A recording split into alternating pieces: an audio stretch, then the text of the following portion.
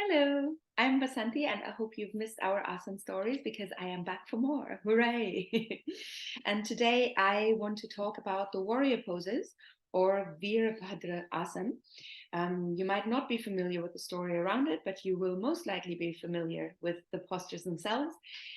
There is, traditionally speaking, even though there is a few more, there is warrior 1, 2, and 3. There's others, but these are the traditional ones. In Warrior One, you're raising the arms, you bring one leg to the front and sink into that leg, bending that leg to maybe 90 degrees or so. The other leg is going to the back, and you're bringing that back heel firmly onto the ground. So that foot is at an angle. Then we've got Warrior Two, in which you're opening up to the side, bringing the arms to the front and back. And you've got Warrior Three, in which the arms are going to the front, but you're now just balancing on that one leg, the front leg, and raising the back leg off the ground so that your torso and leg are parallel to the ground, even though there's, of course, variations as well. And the story of the warriors is the story of Shiva and Sati, who is the goddess Shakti, but in this form on earth, she is Sati, and she is the daughter of Daksh, a divine king rishi, a priest, who can be called a symbol of the Vedic traditions with all their hierarchies and rules. And Shiva, here in this story, is a symbol of tantric traditions where there are no rules. So the two clash just because of that alone. And Daksh didn't see Shiva as a worthy husband for Sati, who was in love with him. Because of what I just said, but also, one has to understand him as well. Shiva was this constantly meditating hermit. He was a vagabond. He was followed by dogs. That part I quite like. But he didn't look the part of a good husband. He wasn't a householder, as the Indians say. And it was particularly inauspicious that he was often in the company of ghosts. Now, if you've seen my Shavasana video about the corpse pose, you'll understand why. Because basically Shiva is a formless spirit.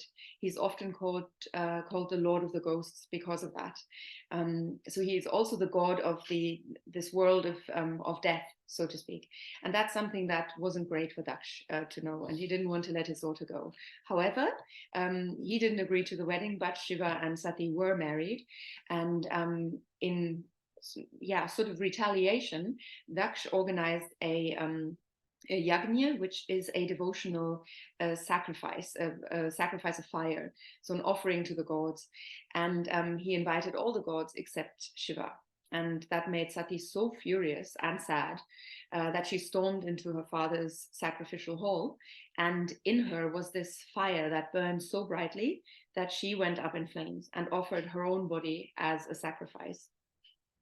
Meanwhile, Daksh, completely unfazed, goes on with this ritual as if nothing had happened, and Sati becomes no more than a pile of ashes. Now, Shiva felt this whole turmoil inside of him and was awoken from his meditation on Mount Kailash. And he then had those goings on earth confirmed by the wise man Narad. And in his fury, he cut off one of his dreadlocks and sent it down to earth, right where Sati's ashes were. This dreadlock transformed into Virbhadra, into this great righteous warrior. So warrior 1, where he's standing tall, he's arriving, he's manifesting, and then he draws a sword, and that is warrior 2. So warrior 2 is indicative of this, arms to the front and back.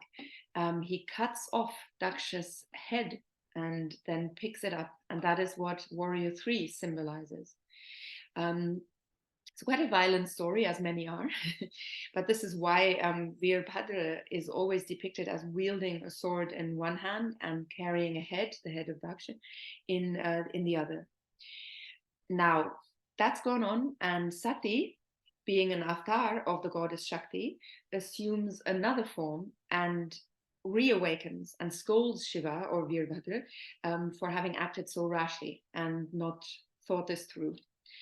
As Shiva is very easy to anger, but also easy to pacify. In Ayurvedic terms, that would probably be a Vat-Pit combination. Shiva decides to revive Daksh and give him a goat's head, just to remind him that this sort of possessiveness, this territorial behavior is more of an animal quality. And having been reawakened, Daksh also realizes that he has not behaved in a very dignified way towards Shiva, despite their differences. And he's certainly not done right by his daughter and her wishes. And that is a learning for us to not to be possessive about the things that we have, but letting them go. Um, and we can also learn from Sati that we can control our emotions better, which she didn't do. We're not going to get so angry that we're suddenly going to burst into flames. But we have these things in our language as well. You know, when we say this really got my blood boiling, that is the same idea. So the lesson would be to try and be detached and to practice equanimity, to not get too involved in our own experience of life. And from Shiva, and that's probably the biggest learning, we can learn not to act on impulse and think before we speak. But also that when it happens that we have acted, that we've had this knee-jerk reaction to something, that we still have the opportunity to make it right. And the warrior is obviously physically strong, but actually what it teaches us is to be more strong-minded, not use that physical strength. And that is really also what martial arts is about. And there's many kind of similarities between martial arts and yoga as well, and the roots of both. And instead we should act with love and kindness. And that warrior three pose could be seen as picking up this severed head of Daksh, but it could also be placing the goat's head onto Daksh's decapitated body. One last thing, in Sanskrit, if you don't know, Vir means hero. You will know if you listened to my last video, actually. And Bhadra means righteous, but also it means decent and it means fair.